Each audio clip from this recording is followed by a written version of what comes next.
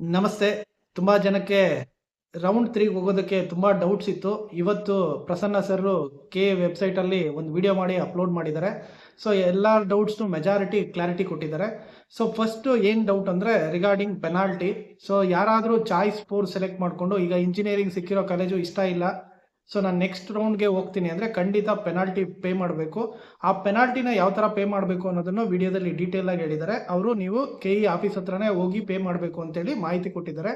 So ಯಾರಾದರೂ ಇಲ್ಲಿ ತನಕ ಪೆನಾಲ್ಟಿನ ಪೇ ಮಾಡದೆ ಚಾಯ್ಸ್ 4 ತಗೊಂಡಿದ್ರೆ ಖಂಡಿತ ಹೋಗಿ ಆಫ್‌ಲೈನಲ್ಲಿ ಅಂದ್ರೆ ಆಫೀಸ್ ಹತ್ರನೇ ಕೆಇ ಆಫೀಸು ಮಲ್ಲೇಶ್ವರಂ 18 ಕ್ರಾಸಲ್ಲಿದೆ. ಅಲ್ಲಿ ಹೋಗಿ ನೀವು ಪೇ ಮಾಡಬೇಕಾಗುತ್ತೆ. ಇದು 5,000 ನೀವು ಪೇ ಮಾಡಬೇಕು. ನೆಕ್ಸ್ಟು ನೀವೇನಾದರೂ ರೌಂಡ್ 3ಗೆ ಹೋಗ್ಬೇಕಾದಾಗ ಅವರು ನೋಟಿಫಿಕೇಶನ್ ಬಿಡ್ತಾರೆ. ಆವಾಗ 750 ಕೊಟ್ಟು ಮತ್ತೆ ಸಿಸ್ಟಮ್ ಒಳಗಡೆ ಎಂಟ್ರಿ ಆಗಬೇಕು ಅಂತ ಹೇಳಿದ್ದಾರೆ. ಇದು ತುಂಬಾ ಜನ ತುಂಬಾ ಸಾರಿ ಡೌಟ್ ಕೇಳ್ತಿದ್ರಿ. ನೀವೇನಾದರೂ ಚಾಯ್ಸ್ 4 ಸೆಲೆಕ್ಟ್ ಮಾಡಿಕೊಂಡು ಸಿಸ್ಟಮಿಂದ ಎಕ್ಸಿಟ್ ಆದರೆ 5,000 ಪೆನಾಲ್ಟಿನ ಕೆಇ ಆಫೀಸಲ್ಲಿ ಹೋಗಿ ಪೇ ಮಾಡಲೇಬೇಕು. ಇದು ಮ್ಯಾಂಡೇಟ್ರಿ. ಇಲ್ಲ ಅಂದರೆ ನಿಮಗೆ ಅವಕಾಶ ಇರೋದಿಲ್ಲ. ನೆಕ್ಸ್ಟ್ ಏನಪ್ಪ ಡೌಟು, ಒನ್ ಮೋರ್ ಡೌಟ್ ಏನಂದರೆ ನಿಮಗೆ ಮೆಡಿಕಲ್ ಸ್ಟೂಡೆಂಟ್ಸು ಈಗ ಮೆಡಿಕಲ್ಲು ಮತ್ತು ಡೆಂಟಲ್ಲು ಆಯುಷ್ ಆಸ್ಪಿರೆಂಟ್ಸ್ಗೆ ಇಂಜಿನಿಯರಿಂಗ್ ಕಾಲೇಜ್ ಸಿಕ್ಕಿದೆ. ನಾವು ಮೆಡಿಕಲ್ಗೆ ಹೋಗಬೇಕು ಅಂತ ಏನಾದರೂ ಕನ್ಫರ್ಮ್ ಇದ್ದರೆ ನೀವೇನಾದರೂ ಚಾಯ್ಸ್ 4 ತೊಗೊಂಡು ಎಕ್ಸಿಟ್ ಆದರೆ ನೀವು ಸ್ಟಿಲ್ ನೀಟ್ ಇದರಲ್ಲಿ ಇರ್ತೀರಿ. ಸೊ ನೀವು ಆ ನೀಟ್ ಕೌನ್ಸಿಲಿಂಗಲ್ಲಿ ನಿಮಗೆ ಸೀಟ್ ಸಿಕ್ಕಿದ್ರೆ ನಿಮ್ಮದು ಕಟ್ ಆಫ್ ಏನಾದಿದ್ರೆ ಸಿಗೋ ಚಾನ್ಸಸ್ಸು ಖಂಡಿತ ಇರುತ್ತೆ. ಸೊ ನಿಮ್ಗೆ ಏನಾದರೂ ಇಂಜಿನಿಯರಿಂಗ್ ಆಸೆ ಇದ್ದರೆ ಮಾತ್ರ ಅಡ್ಮಿಷನ್ ಆಗಿ, ಇಲ್ಲ ಅಂದರೆ ನೀವು ಚಾಯ್ಸ್ 4 ತೊಗೊಂಡು ಎಕ್ಸಿಟ್ ಆಗ್ಬೋದು. ನೆಕ್ಸ್ಟ್ ತುಂಬ ಜನ ಫಸ್ಟ್ ರೌಂಡಲ್ಲಿ ಮತ್ತು ಸೆಕೆಂಡ್ ರೌಂಡಲ್ಲಿ ಸೀಟ್ ಸಿಗದೆ ಇರೋರು ಆರಾಮಾಗಿ ಡೈರೆಕ್ಟಾಗಿ ರೌಂಡ್ 3ಗೆ ಹೋಗಿರ್ತೀರಿ. ಸೊ ಅಲ್ಲಿ ನೀವು ಆಪ್ಷನ್ ಎಂಟ್ರಿ ಮಾಡಿಕೊಂಡು ಅಥವಾ ಅವ್ರು ಏನು ಆಪ್ಷನ್ಸ್ ಕೊಡ್ತಾರೋ ಅದ್ರ ಮೇಲೆ ನಿಮಗೆ ಸೀಟ್ ಅಲಾಟ್ ಆಗೋ ಚಾನ್ಸಸ್ಸು ಜಾಸ್ತಿ ಇರುತ್ತೆ. ಸೊ ತುಂಬ ಜನಕ್ಕೆ ಏನು ಡೌಟ್ ಇದೆ ಅಂದರೆ ಈಗ ನಮಗೆ ಚಾಯ್ಸ್ 1 ತೊಗೊಂಡು ಯಾವುದಾದ್ರೂ ಇಂಜಿನಿಯರಿಂಗ್ ಕಾಲೇಜಲ್ಲಿ ಜಾಯ್ನ್ ಆದರೆ ಸೊ ನಮಗೆ ನೆಕ್ಸ್ಟ್ ಕಾಲೇಜ್ಗೆ ಹೋದಾಗ ಇನ್ ಕೇಸ್ ರೌಂಡ್ 3ಯಲ್ಲಿ ನಿಮ್ಗೇನಾದರೂ ಬೇರೆ ಕಾಲೇಜ್ ಸಿಕ್ಕಿದ್ರೆ ಆ ಕಾಲೇಜ್ಗೆ ಹೋದಾಗ ಫೀಸ್ನ ಕೊಡ್ತಾರಾ ಅಂತ ಡೌಟ್ ಇತ್ತು. ಸೊ ಇದರಲ್ಲಿ ವಿಡಿಯೋದಲ್ಲಿ ಏನು ಹೇಳಿದ್ದಾರೆ ಅಂದರೆ ನೀವು ಕೆಇಎ ಫೀಸ್ ಏನಿದೆ ಅದನ್ನು ನೀಟಾಗಿ ಟ್ರಾನ್ಸ್ಫರ್ ಮಾಡ್ತಾರೆ. ಜೊತೆಗೆ ಕಾಲೇಜ್ ಫೀಸ್ ಏನಿರುತ್ತೆ ನಾನು ಆಲ್ರೆಡಿ ತುಂಬ ವಿಡಿಯೋದಲ್ಲಿ ಹೇಳಿದ್ದೀನಿ. ಸ್ವಲ್ಪ ಅಮೌಂಟ್ನ ಇಟ್ಕೊಂಡೇ ಅವರು ಪೇ ಮಾಡೋದು ಕಾಲೇಜವರು. ಅದನ್ನು ಕಾಲೇಜ್ ಜೊತೆ ಡಿಸ್ಕಸ್ ಮಾಡಿ. ಹೇಗೂ ನೀವು ಅಡ್ಮಿಷನ್ಗೆ ಹೋಗ್ತಿದ್ದೀರಿ ಅವ್ರನ್ನ ಕೇಳಿ ಎಷ್ಟು ಇಟ್ಕೊತಾರೆ ಅಂತ. ಒಂದು ಸ್ವಲ್ಪ ಅಮೌಂಟ್ನ ಅವ್ರು ಇಟ್ಕೊಂಡೇ ನಿಮ್ಗೆ ವಾಪಸ್ ಕೊಡ್ತಾರೆ. ಸೊ ಪೂರ್ತಿ ಅಮೌಂಟ್ ಅಂತೂ ಇಟ್ಕೊಳೋದಿಲ್ಲ. ಫಾರ್ ಎಕ್ಸಾಂಪಲ್ ನೀವು ಒಂದು 25,000 ಅಂತ ಕಟ್ಟಿದ್ರೆ ಒಂದು 5-6 ಸಾವಿರ ಆದರೂ ಖಂಡಿತ ಅವ್ರು ಇಟ್ಕೊತಾರೆ. ಸೊ ಉಳಿದಿದ್ದ ಅಮೌಂಟ್ ಅಂತೂ ಖಂಡಿತ ರಿಟರ್ನ್ ಮಾಡೋ ಚಾನ್ಸಸ್ಸು ಜಾಸ್ತಿ ಇರುತ್ತೆ. ಸೊ ಈ ಮಾಹಿತಿನೂ ನಿಮಗೆ ತಿಳ್ಕೊಂಡಿರಬೇಕು. ಸೊ ನೆಕ್ಸ್ಟ್ ಏನಪ್ಪ ಅಂದರೆ ಈಗ ಯಾರು ಚಾಯ್ಸ್ 1 ತೊಗೊಂಡಿರ್ತಾರೆ ಅಡ್ಮಿಷನ್ ಆಗಲೇಬೇಕು 28 ಒಳಗಡೆ. ಯಾವುದೇ ಕಾರಣಕ್ಕೂ ಡೇಟ್ನ ಎಕ್ಸ್ಟೆಂಡ್ ಮಾಡೋದಿಲ್ಲ ಅಂತ ಹೇಳಿದ್ದಾರೆ. ಸೊ ಆದ್ದರಿಂದ ಯಾರ್ಯಾರು ಚಾಯ್ಸ್ 1 ತೊಗೊಂಡು ಅಡ್ಮಿಷನ್ ಆಗ್ತಿದ್ದೀರೋ ಅವರು ಅಡ್ಮಿಷನ್ ಆಗಿ. ಎಲ್ಲ ಕೋರ್ಸಸ್ಸು ಅಷ್ಟೇ, ಯಾರ್ಯಾರು ಚಾಯ್ಸ್ 1 ಸೆಲೆಕ್ಟ್ ಮಾಡಿಕೊಂಡು ಅಡ್ಮಿಷನ್ ಆಗ್ತಿರೋ ಎಲ್ಲ ಅಡ್ಮಿಷನ್ ಆಗಿ. ಸೊ ಯಾರು ಚಾಯ್ಸ್ 4 ತೊಗೊತಿರೋ ಅವ್ರಿಗೆ ತುಂಬ ಡೌಟ್ ಇತ್ತು, ನಾವಿಲ್ಲಿ ಆನ್ಲೈನಲ್ಲಿ ಪೇ ಮಾಡೋದಕ್ಕೆ ಅವಕಾಶ ಕೊಡೋದಿಲ್ಲ ಅಂತ ಕ್ಲಾರಿಟಿಯಾಗಿ ಕೊಟ್ಟಿದ್ದಾರೆ. ಇದನ್ನೇ ಅವರು 2 ಡೇಸ್ ಬ್ಯಾಕ್ ಕೊಟ್ಟಿದ್ರೆ ತುಂಬ ಜನಕ್ಕೆ ಕನ್ಫ್ಯೂಷನೇ ಇರ್ತಾ ಇರಲಿಲ್ಲ. ಸೊ ಅವರು ಪೆನಾಲ್ಟಿನ 5,000 ಕಟ್ಟಬೇಕು. ತುಂಬ ಜನ ನಾನು ಕೇಳ್ತಿದ್ರು, ಸರ್ ಆ ಪೆನಾಲ್ಟಿ ಕಟ್ಟೋ ಅಮೌಂಟು ನಮಗೆ ಫೀಸಲ್ಲಿ ಏನಾದರೂ ಅಡ್ಜಸ್ಟ್ ಮಾಡ್ಕೊತಾರ ಅಂತ. ಪೆನಾಲ್ಟಿ ಅಂದರೆ ಫೈನ್ ಅಂತ. ಸೊ ಅಡಿಷ್ನಲ್ ಆಗಿ ನೀವು ಕೆಇಎ ಕಟ್ಟೋ ಫೀಸು ಇದು ಯಾವುದೇ ಕಾರಣಕ್ಕೂ ಎಲ್ಲೂ ನಿಮಗೆ ರಿಟರ್ನ್ ಆಗೋದಿಲ್ಲ. ಸೊ ನೀವು ಫೈನ್ ಕಟ್ತಿದ್ದೀರಿ ಏನಕ್ಕೆ ಅಂದರೆ ನೀವು ಅವ್ರು ಮಾಡಿರೋ ಪ್ರೋಸೆಸ್ಸಲ್ಲಿ ಯಾವುದಕ್ಕೂ ಸ್ಯಾಟಿಸ್ಫೈ ಆಗ್ತಿಲ್ಲ, ಮತ್ತೆ ಇನ್ನೊಂದು ರೌಂಡ್ನ ಎಕ್ಸ್ಪೆಕ್ಟ್ ಮಾಡ್ತಿದ್ದೀರಿ, ಇನ್ನೂ ಬೆಟರ್ಮೆಂಟ್ ಕೇಳ್ತಿದ್ದೀರಿ ಅಂತೇಳಿ ಅವ್ರ ಸಿಸ್ಟಮಲ್ಲಿ ಇಲ್ಲ ಅಂತೇಳಿ ನೀವು ಆಚೆ ಬಂದು ಫೈನ್ ಕಟ್ಟಿ ಮತ್ತೆ ಒಳಗಡೆ ಬರೋದಕ್ಕೆ ಫೈನ್ ಕಟ್ತಾ ಇರೋದು. ಸೊ ಅದ್ರ ಬಗ್ಗೆ ನೀವು ಅದು ರಿಟರ್ನ್ ಬರುತ್ತೆ ಅಂತ ಕೇಳೋದು ತಪ್ಪಾಗುತ್ತೆ. ಅದು ಖಂಡಿತ ರಿಟರ್ನ್ ಬರೋಲ್ಲ ಪೆನಾಲ್ಟಿ ಅಂದ್ರೆ. ಸೊ ಅದು ಯಾವುದೇ ಕಾರಣಕ್ಕೂ ಎಲ್ಲೂ ನಿಮಗೆ ವಾಪಸ್ ಬರೋದಿಲ್ಲ. ಸ್ವಲ್ಪ ತುಂಬ ಜನ ನನ್ನ ಕ್ವಶನ್ ಕೇಳ್ತಾ ಇದ್ರಿ. ಸೊ ಮೇಜರ್ ಆಗಿ ಇದೇ ಥರದ ಕ್ವಶನ್ನೇ ಕೇಳ್ತಿರ್ತೀರಿ. ಸೊ ಆದಷ್ಟು ಈ ವಿಡಿಯೋ ನೋಡಿ, ಪೂರ್ತಿ ವಿಡಿಯೋ ನೋಡಿದ್ರೆ ಐ ಥಿಂಕ್ ನಿಮ್ಮ ಎಲ್ಲ ಡೌಟು ಕ್ಲಾರಿಟಿ ಬಂದಿರುತ್ತೆ. ಸೊ ನಿಮ್ಗೆ ಏನಾದರೂ ಸೀಟ್ ಸಿಕ್ಕಿದ್ರೆ ಆರಾಮಾಗಿ ಫಸ್ಟ್ ಚಾಯ್ಸ್ 1 ಸೆಲೆಕ್ಟ್ ಮಾಡಿಕೊಂಡ್ರೆ ನೀವು ಯಾವುದು ಆನ್ಲೈನಲ್ಲಿ ಪೇಮೆಂಟ್ ಮಾಡ್ತಿರೋ ಅಥವಾ ಬ್ಯಾಂಕ್ ಚಲನ್ ತೊಗೊಂಡು ಪೇ ಮಾಡ್ತಿರೋ ಅನ್ನೋದು 2 ಆಪ್ಷನ್ ಇರುತ್ತೆ.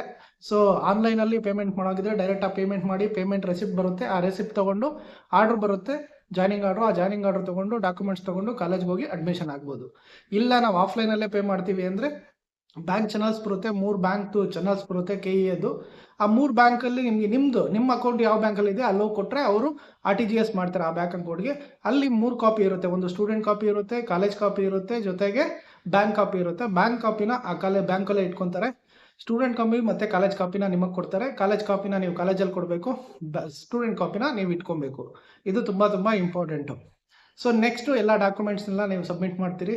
ಅಡ್ಮಿಷನ್ ಪ್ರೋಸೆಸ್ಸಲ್ಲಿ ಏನು ಫೀಸ್ ಹೇಳ್ತೀರೋ ಅದನ್ನೆಲ್ಲ ಕೊಡ್ತೀರಿ.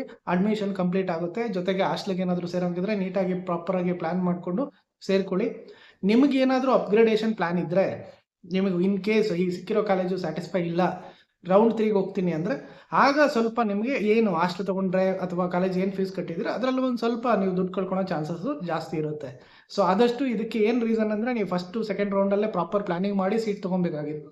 ಸೊ ನಿಮ್ಮ ಪ್ಲಾನಿಂಗಲ್ಲಿ ಎಡವಟ್ಟಾಗಿರೋದ್ರಿಂದ ನೀವು ಸ್ವಲ್ಪ ಹಣಕಾಸು ವ್ಯವಹಾರದಲ್ಲಿ ಸ್ವಲ್ಪ ಲಾಸ್ ಆಗೋ ಸಾಧ್ಯತೆ ಜಾಸ್ತಿ ಇದೆ. ಆದ್ದರಿಂದ ನೀವೇನಾದರೂ ರೌಂಡ್ 3ಗೆ ಹೋಗ್ತೀನಿ ಅಂದರೆ ಕೆದವರು ಮೇ ಬಿ ನೋಟಿಫಿಕೇಶನ್ ಬಿಡ್ತೀನಿ, ಸ್ವಲ್ಪ ಹುಷಾರಾಗಿರಬೇಕು ಅಂತ ಹೇಳಿದ್ದಾರೆ. ಆಮೇಲೆ ವೆರಿ ವೆರಿ ಇಂಪಾರ್ಟೆಂಟ್ ಏನು ಹೇಳಿದ್ದಾರೆ ಅಂದರೆ ಯಾರು ರೌಂಡ್ 3ಅಲ್ಲಿ ಅಟೆಂಡ್ ಆಗ್ತೀರಿ, ನಿಮಗೆ ಇಷ್ಟ ಇರಲಿ ಕಾಲೇಜು ಏನೇ ಇರಲಿ, ಇಷ್ಟ ಆಗಲಿ ಆಗದೇ ಇರಲಿ, ಖಂಡಿತ ಅಡ್ಮಿಷನ್ ಆಗಲೇಬೇಕು ಅಂತ ಹೇಳಿದ್ದಾರೆ. ಸೊ ಯಾವುದೇ ಕಾರಣಕ್ಕೂ ಆ ಕಾಲೇಜಿಂದ ಎಕ್ಸಿಟ್ ಮಾಡೋದಕ್ಕೆ ಅವಕಾಶ ಕೊಡೋದಿಲ್ಲ ಅಂತ ಹೇಳಿದ್ದಾರೆ. ಇನ್ ಕೇಸ್ ಏನಾದರೂ ನೀವು ಆ ಕಾಲೇಜಿಂದ ಎಕ್ಸಿಟ್ ಮಾಡಿದ್ರೆ ಅಡ್ಮಿಷನ್ ಆಗಲಿಲ್ಲ ಅಂದರೆ FIR ಬುಕ್ ಮಾಡ್ತೀನಿ ಅಂತ ಇನ್ಫಾರ್ಮೇಷನ್ ಕೊಟ್ಟಿದ್ದಾರೆ. ಸೊ ಇದು ಇಲ್ಲಿಗಲ್ ಆಕ್ಟಿವಿಟಿ ಥರ ಆಗುತ್ತೆ, ಟ್ರೀಟ್ ಆಗುತ್ತೆ. ಅದರಿಂದ ಆದಷ್ಟು ನಿಮಗೆ ಇಂಜಿನಿಯರಿಂಗ್ ಇಂಟ್ರೆಸ್ಟ್ ಇದ್ದು ಸಿಗೋ ಕಾಲೇಜ್ ಚೆನ್ನಾಗಿದೆ ಅನ್ನೋದಿದ್ರೆ ಮಾತ್ರ ನೀವು ಪ್ಲ್ಯಾನ್ ಮಾಡಿಕೊಂಡು ನೀವು ರೌಂಡ್ 3ಗೆ ಅಟೆಂಡ್ ಆಗಿ. ಇಲ್ಲ ಸರ್ ನನಗೆ ಈಗ ಸಿಕ್ಕಿರೋ ಕಾಲೇಜೇ ಓಕೆ ಅಂತಿದ್ರೆ ತೊಂದರೆ ಇಲ್ಲ, ಆರಾಮಾಗಿ ಆ ಕಾಲೇಜಲ್ಲಿ ಇರಿ. ಇಲ್ಲ ನನಗೆ ಬೆಟರ್ಮೆಂಟ್ ಬೇಕು ಅಂದರೆ ಮಾತ್ರ ನೀವು ರೌಂಡ್ 3ಗೆ ಹೋಗೋದು ತುಂಬ ಸೂಕ್ತ. ಇಲ್ಲ ಅಂದರೆ ಸೊ ಲೀಗಲ್ ಇಶ್ಯೂಸು ಬರುತ್ತೆ, ನಿಮ್ಗೆ ಯಾವುದೋ ಒಂದು ಕಾಲೇಜ್ ಸಿಕ್ಬಿಡುತ್ತೆ. ಸೊ ಅದರಿಂದ ಆದಷ್ಟು ನೀವು ಪ್ರಾಪರಾಗಿ ಪ್ಲ್ಯಾನ್ ಮಾಡ್ಕೊಳ್ಳಿ, ನೀಟಾಗಿ ಪ್ಲ್ಯಾನ್ ಮಾಡಿಕೊಂಡು ರೌಂಡ್ 3ಅಲ್ಲಿ ಏನಾದರೂ ಆಪ್ಷನ್ ಎಂಟ್ರಿ ಯಾವ ಥರ ಕೊಡ್ತಾರೆ ಅದನ್ನು ತಿಳ್ಕೊಂಡು ಸೀಟ್ ಮ್ಯಾಕ್ಸ್ ಫೀಸ್ನ ನಿಮಗೆ 29ನೇ ತಾರೀಕೆ ಬಿಡ್ತೀನಿ ಅಂತ ಹೇಳಿದ್ದಾರೆ. ಆ ಸೀಟ್ ಮ್ಯಾಕ್ಸ್ ಫೀಸ್ ನೋಡಿಕೊಂಡು ನೀವು ಆಪ್ಷನ್ ಎಂಟ್ರಿ ಮಾಡೋದು ತುಂಬ ಯೂಸ್ ಆಗುತ್ತೆ. ಇಲ್ಲ ಅಂದರೆ ನಿಮಗೆ ಸೀಟು ಯಾವುದೋ ಬೇರೆ ಕಾಲೇಜಲ್ಲಿ ಮತ್ತೆ ಸಿಕ್ಕಿ ಮತ್ತೆ ನಿಮಗೆ ಸ್ಯಾಟಿಸ್ಫೈ ಆಗಲಿಲ್ಲ, ಮತ್ತೆ 4 ವರ್ಷ ಬೇಜಾರು ಮಾಡ್ಕೊಂಡು ಓದೋದು, ಜೊತೆಗೆ ಸೇರಲಿಲ್ಲ ಅಂದರೆ ಮತ್ತೆ FIR ಆಗೋದು, ಲೀಗಲ್ ಇಶ್ಯೂಸು ಎಲ್ಲ ಆಗೋ ಸಾಧ್ಯತೆ ಜಾಸ್ತಿ ಇರುತ್ತೆ. ಆದಷ್ಟು ಪ್ಲ್ಯಾನ್ ಮಾಡಿಕೊಂಡು ನೀವು ಇಂಜಿನಿಯರಿಂಗ್ ಸೀಟ್ನ ಸೆಲೆಕ್ಟ್ ಮಾಡ್ಕೊಳ್ಳಿ. ಸೊ ಚಾಯ್ಸ್ 1 ಸೆಲೆಕ್ಟ್ ಮಾಡಿಕೊಂಡ್ರೆ ಆರಾಮಾಗಿ ಬೆಟ್ರಾಗಿ ಸಿಕ್ಕಿರೋ ಕಾಲೇಜೇ ಸಾಕಪ್ಪ ಆರಾಮಾಗಿರೋಣ ಅಂತೇಳಿ ಬೇಕಾದರೂ ಇರ್ಬೋದು. ಇಲ್ಲ ಅಂದರೆ ನೀವು ಪ್ಲ್ಯಾನ್ ಮಾಡ್ಕೊಳ್ಳಿ. ಇಲ್ಲ ನನಗೆ ಬೆಟರ್ಮೆಂಟ್ ಕಾಲೇಜ್ ಬೇಕು ಅಂದರೆ ರೌಂಡ್ 3ಗೆ ಹೋಗ್ತಿದ್ದೀರಿ ಅಂದರೆ ಸಿಕ್ಕಿದ ಕಾಲೇಜ್ನ ತೊಗೊಳೋದಕ್ಕೆ ರೆಡಿ ಆಗಿರಬೇಕು. ಅದು ತುಂಬ ಇಂಪಾರ್ಟೆಂಟು. ಸೊ ಈ ತುಂಬ ಜನ ಕೇಳ್ತಾರೆ ಸರ್ ಚೆನ್ನಾಗಿರೋ ಕಾಲೇಜ್ ಸಿಗುತ್ತಾ ರೌಂಡ್ 3ಅಲ್ಲಿ ಅಂತ. ತುಂಬ ಜನಕ್ಕೆ ಅಪ್ಗ್ರೇಡೇಷನ್ ಆಗೋ ಚಾನ್ಸಸ್ಸು ಜಾಸ್ತಿ ಇದೆ. ಸೊ ತುಂಬ ಜನ ಸ್ಟೂಡೆಂಟ್ಸು ರೌಂಡ್ 1ಗೆ ತುಂಬ ಒಂದು 20% ಸ್ಟೂಡೆಂಟು ಸ್ಯಾಟಿಸ್ಫೈ ಆಗಿ ಅಡ್ಮಿಷನ್ ಆಗಿರ್ತಾರೆ. ಸೊ ಜನರಲ್ ಆಗಿ 80% ಆಫ್ ಸ್ಟೂಡೆಂಟ್ಸು ರೌಂಡ್ 2ಅಲ್ಲಿ ಸ್ಯಾಟಿಸ್ಫೈ ಆಗಿಬಿಟ್ಟಿರ್ತಾರೆ. ಇನ್ನು 20% ಆಫ್ ಸ್ಟೂಡೆಂಟ್ಸ್ ಇರ್ತಾರೆ. ಎಸ್ಪೆಷಲಿ ನಾನು ಇಂಜಿನಿಯರಿಂಗ್ ಕೋರ್ಸ್ ಬಗ್ಗೆ ಹೇಳಬೇಕು ಅಂದರೆ ಸೊ ನಿಮಗೆ ಅಪ್ಗ್ರೇಡ್ ಆಗೋ ಚಾನ್ಸಸ್ಸೇ ಜಾಸ್ತಿ ಇರುತ್ತೆ. ಸೊ ನೀವು ಯಾವುದೇ ರೌಂಡಲ್ಲಿ ಯಾವುದೇ ಇಯರಲ್ಲಿ ಬೇಕಾದ್ರೆ ರೆಫರೆನ್ಸ್ ತೊಗೊಳ್ಳಿ, ರ್ಯಾಂಕಿಂಗ್ ತುಂಬ ಡಿಫ್ರೆನ್ಸ್ ಬರುತ್ತೆ. ಸೆಕೆಂಡ್ ರೌಂಡ್ಗೂ ಲಾಸ್ಟ್ ರೌಂಡ್ಗೂ ಏನು ತುಂಬ ಜಾಸ್ತಿ ರ್ಯಾಂಕಿಂಗ್ ಇದ್ರೂ ಒಳ್ಳೊಳ್ಳೆ ಕಾಲೇಜು ಸಿಕ್ಕಿರೋ ಚಾನ್ಸಸ್ಸು ಜಾಸ್ತಿ ಇದೆ. ಇದೊಂದೇ ಬೆನಿಫಿಟ್ಟು ಏನಕ್ಕೆ ಅಂದರೆ ನೀವು ರಿಸ್ಕ್ ತೊಗೊತಾ ಇದ್ದೀರಿ, ಅದರಿಂದ ನಿಮಗೆ ಬೆಸ್ಟ್ ಕಾಲೇಜ್ ಸಿಗೋ ಚಾನ್ಸಸ್ಸು ಜಾಸ್ತಿ ಇರುತ್ತೆ. ರ್ಯಾಂಕಿಂಗ್ ಸ್ವಲ್ಪ ಹೆಚ್ಚು ಕಮ್ಮಿ ಇದ್ರೂ ಸಿಗೋ ಚಾನ್ಸಸ್ ಇರುತ್ತೆ.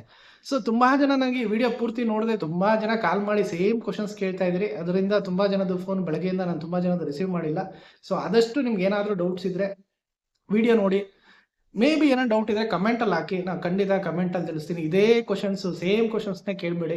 ಸೊ ಎಲ್ಲ ಡೌಟ್ಸು ಕ್ಲಾರಿಫೈ ಮಾಡಿದ್ದೀನಿ ಅಂದ್ಕೊತೀನಿ. ಇನ್ನೂ ಏನಾದರೂ ಡೌಟ್ಸ್ ಇದ್ದರೆ ನೀವು ಕಮೆಂಟ್ ಬಾಕ್ಸಲ್ಲಿ ತಿಳಿಸಿ, ಕಮೆಂಟ್ ಬಾಕ್ಸಲ್ಲೇ ಮೆಸೇಜ್ ಮಾಡ್ತೀನಿ. ಸುಮ್ಮನೆ ಇದೇ ರೀಸನ್ಗೆ ಸುಮ್ಮನೆ ಕಾಲ್ ಮಾಡೋಕ್ಕೆ ಹೋಗ್ಬೇಡಿ. ಸೊ ನಮಗೂ ಪೇಷನ್ಸ್ ಇರುತ್ತೆ. ಆದಷ್ಟು ನಿಮ್ಗೇನಾದರೂ ಇನ್ ಕೇಸ್ ನೆಕ್ಸ್ಟ್ ರೌಂಡಲ್ಲಿ ಯಾವುದಾದ್ರೂ ಸೀಟು ಯಾವ ಥರ ಕಾಲೇಜಸ್ನ ಸೆಲೆಕ್ಟ್ ಮಾಡ್ಕೊಬೇಕು ಅನ್ನೋದಿದ್ದರೆ ಆಗ ನನ್ನ ಕಾಂಟ್ಯಾಕ್ಟ್ ಮಾಡಿ. ಇಲ್ಲ ಸುಮ್ಮನೆ ಸರ್ ಇದೇ ಥರ ಸರ್ ಯಾವ ಥರ ಫೀಸ್ ಪೇ ಮಾಡಬೇಕು ಈ ಥರ ತುಂಬ ಸಿಂಪಲ್ ಕ್ವಶನ್ಸ್ನೆಲ್ಲ ಕೇಳಿಕೊಂಡು ಇರಬೇಡಿ. ಸೊ ಏನಾದರೂ ಅಡಿಷ್ನಲ್ ಆಗಿ ತುಂಬ ವ್ಯಾಲಿಡ್ ಇನ್ಫಾರ್ಮೇಷನ್ ಬೇಕಾದರೆ ಮಾತ್ರ ಮಾಹಿತಿಗೆ ನನ್ನ ಕಾಂಟ್ಯಾಕ್ಟ್ ಮಾಡಿ. ಎಲ್ಲರಿಗೂ ಒಳ್ಳೆಯದಾಗಲಿ. Thank you.